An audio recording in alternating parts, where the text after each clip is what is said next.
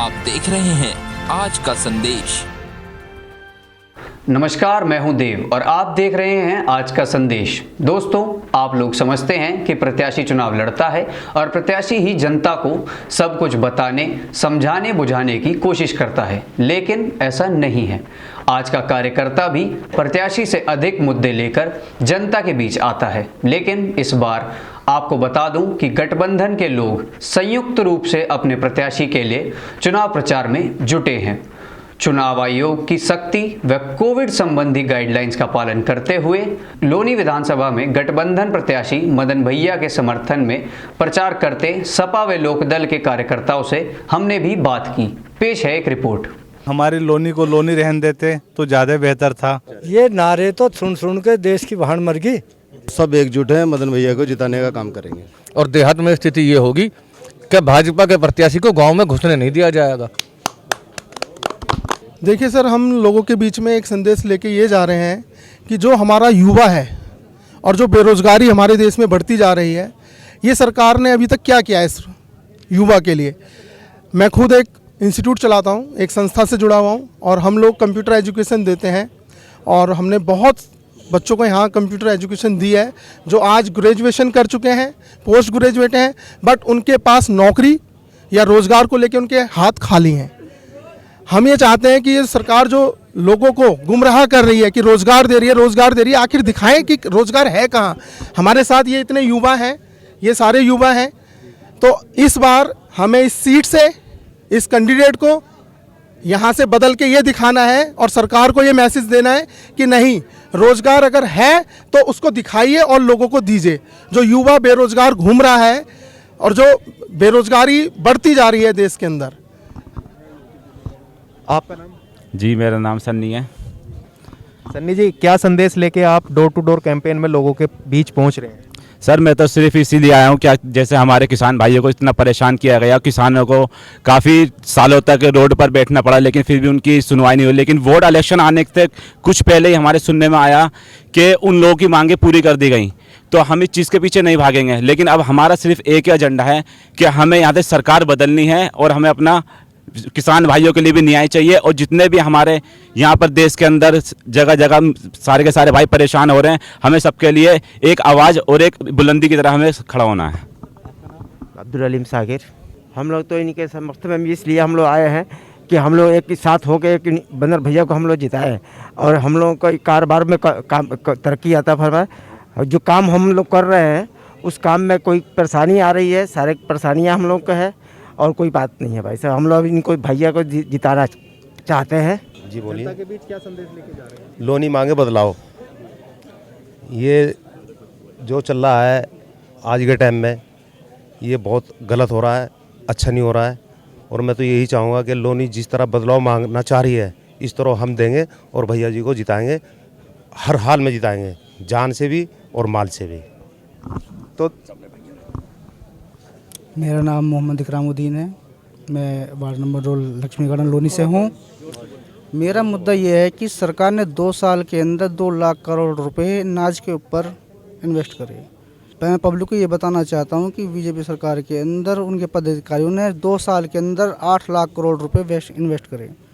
क्या ये अनाज से वोट ले सकते हैं? पब्लिक को रोज़गार दे सकते हैं? ये मेरा मुद्दा है कि महंगाई दिन पे दिन बढ़ती जा रही है। सरकार को महंगाई के लिए, रोज़गार के लिए सोचना चाहिए था, वरना आज इतनी पब्लिक सड़कों पे नहीं होती। मेरा नाम फुरकान कुरैशी है, मैं विधानसभा अध्यक्ष हूँ लोनी से समाजवादी पार्टी व्यापार सभा से। देखिए, माहौल है इस बार बेईमानों की और ईमानदारों की लड़ाई है।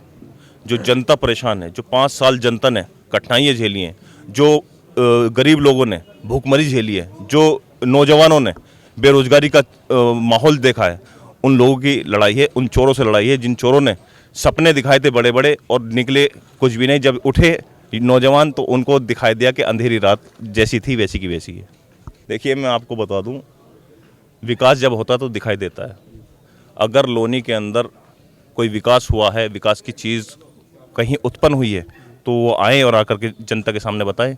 अगर उन्होंने कोई चीज़ करने का काम की तो भाई से भाई को लड़ाने का काम किए और भाई से भाई का दिल तोड़ने का काम किया। मैं समझता हूँ अगर जितना रोज़गार सन 2017 की सरकार से पहले वाली सरकार थी, उस सरकार ने दिया, अगर उससे थोड़ा सा भी उस मुद्दे पे काम करते, विकास के मुद्दे पे काम करते, तो लोनी चहुमुखी विकास की तरफ जाती और रोजगार का यहाँ पर उत्थान होता। देखिए यहाँ पर जो है भाईचारा का ये चुनाव है और भाईचारा इस बार जीत रहा है। अभी ये मुख्यमंत्री ने आपने देखा भी होगा, कहा 85 और 15 की लड़ाई है या 20 या 80 की लड़ाई है। तो मैं समझता हूँ कि इस बार तो सब उथल पुथल होने वाला। आपने देखा होगा भगदड़ मच रही है समाजवादी पार्टी कार्यालय के अंदर, बीजेपी के विधायक भाग भाग के एंट्री कर रहे हैं। तो मैं समझता हूँ डूबता हुआ जहाज है और उस जहाज में सब लोग कूदने का काम कर रहे हैं। जी मेरा नाम मोहम्मद ताहिर है। हमारे मदन भैया जी इस बार फुल बहुमत से जीतेंगे और हम मदन भैया के फुल जान से अपनी मदद कर रहे हैं। और जैसे कि आप देख भी रहे हो कि मदन भैया के पास हर समाज का लोग यहाँ पर आ रहा है। और आपने देखा भी कुछ पिछले 5 सालों में क्या विकास हुआ है यहाँ पर। आप रोडों पर जब जाते हो तो आपको खुद पता होगा कि कितना विकास हुआ है। और इस बार हम मदन भैया जी को अपना विधायक चुन लेंगे। मेरा नाम सरताज खान है और मैं राष्ट्रीय लोकदल पार्टी से लोनी विधानसभा अध्यक्ष हूँ। और जैसे कि आपको पता है हालात लोनी के बद से बदतर रहे हैं। इस सरकार की अगर बात करें तो खाली जुमलेबाजी रही है और वर्तमान विधायक ने जो लोनी की जनता पर अत्याचार किए हैं ये लोनी की जनता भुला नहीं पाएगी और वर्तमान विधायक को कभी माफ़ नहीं करेगी। और ये कहते थे कि हम लोनी को लंदन बना देंगे। मैं इनसे कहता हूँ कि हमारी लोनी को लोनी रहने देते तो ज़्यादा बेहतर था। आज इन्होंने लोनी की हालत और खस्ता कर दी है। जैसे कि आपको पता है, आप बहुत जगह जाते हो, बहुत जगह आप बाइट लेते हो, तो आपको पता है लोनी के अंदर एक हवा है और हवा माननीय विधायक मदन भैया जी के नाम की हवा है। और जैसे कि राष्ट्रीय लोकदल पार्टी के राष्ट्रीय अध्यक्ष आदरणीय जयंत चौधरी जी, समाजवादी पार्टी के श्री अखिलेश यादव जी राष्ट्रीय अध्यक्ष जी, इन दोनों ने मिलके जो लोनी विधानसभा 53 से माननीय मदन भैया जी को गठबंधन का प्रत्याशी बनाकर लोनी को एक बड़ा तोहफा देने का काम किया है। यकीनन मैं कहना चाहता हूं कि इस बार लोनी का मूड कुछ अलग ही है। और मैं आज आपके चैनल के माध्यम से बता देना चाहता हूं 70,000 प्लस वोटों से माननीय श्री मदन भैया जी इस बार जीत हासिल करेंगे। देखिए मैं आपको बता दूं, राशन कोई ऐसा नहीं है कि पहली बार मिल रहा है। गरीब लोगों के लिए कोटा पहले से ही जो है रिजर्वेशन होता था केंद्र सरकार की तरफ से। मैं आपको बता दूं, जो 15 लाख रुपए के सपने युवाओं को और भारत के वासियों को दिखाए थे, वो 15 लाख रुपए से हट करके आज ये स्थिति होगी कि 5 किलो चावल दे रहे हैं, वो 5 किलो गेहूं और चावल मिला करके दे रहे हैं और उसमें भी किंकर, मिट्टी और चूहों की टॉयलेट निकल रही है। मैं समझता हूं कि उसमें बहुत बड़ा घोटाला, उसकी भी बहुत बड़ी जांच होनी चाहिए। पूरे देश में एक ही एजेंडा है, महंगाई का, बेरोजगारी का। वो किसानों के साथ जो अन्याय हुआ इससे ज़्यादा तो कोई शर्म की कुछ बात ही ना है। एजेंडे तो बहुत है। हवा का रुख गठबंधन पे है, उत्तर प्रदेश का। और का तो हम बता नहीं रहे, पर उत्तर प्रदेश का तो गठबंधन के साथ है। राष्ट्रीय लोकदल और सपा का गठबंधन जीतेगा। माननीय जयंत चौधरी जी, माननीय अखिलेश जी ने जो ये फैसला लिया है एक होने का, एक तो बहुत बड़ा फैसला, बहुत कामयाब साबित होगा। दूसरा बड़ा फैसला मदन भैया जी को लोनी से टिकट देके जो हमारे पे एहसान किया है उसका हम उनका धन्यवाद करते हैं। और इंशाल्लाह बहुत भारी मतों से रिकॉर्ड तोड़ जीत से मदन भैया जी को जिताकर उनके फैसले को कामयाब करेंगे इंशाल्लाह। कल भाजपा प्रत्याशी ने एक नारा दिया था, ना अली ना बाहुबली, लोनी में सिर्फ बजरंग बली। आप लोगों ने भाईचारा जिंदाबाद का नारा दिया हुआ है, कौन सा नारा हावी रहेगा? भाईचारे का। ये नारे तो सुन के देश की भाड़ मर गई। सीधी सी बात बताऊं मैं। जी जी जी। हाँ, नारों से ना होता पेट का पेट भरेगा। बेरोजगारी, लाखों बेरोजगार हैं, बड़ी बड़ी फैक्ट्री बंद होगी। आज जो है, आप भी युवा हो, चलो आपकी तो नौकरी लगी है टीवी में, लेकिन नौकरी तो बहुत कम है, आप बेखूबी जानते हो। नारा तो भाईचारे का हमेशा आवी रहा है, कुछ दिन के लिए चलता है, फिरका परस्ती वाले जो मामले होते हैं ज़्यादा नहीं चल पाते। भाजपा प्रत्याशी फिर हिंदू मुस्लिम ध्रुवीकरण करना चाहते हैं।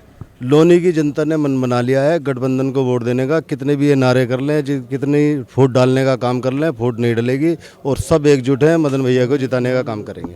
इस भारतीय जनता पार्टी को जो कोरोना काल में ऑक्सीजन की कमी से जो जनता मरी है, बेरोजगारों पर और महिलाओं पर जो इन्होंने लाठियां भांजने का काम करा है, इन सब चीज़ों का जवाब ये आने वाले चुनाव में इस उत्तर प्रदेश की जनता देने का काम करेगी।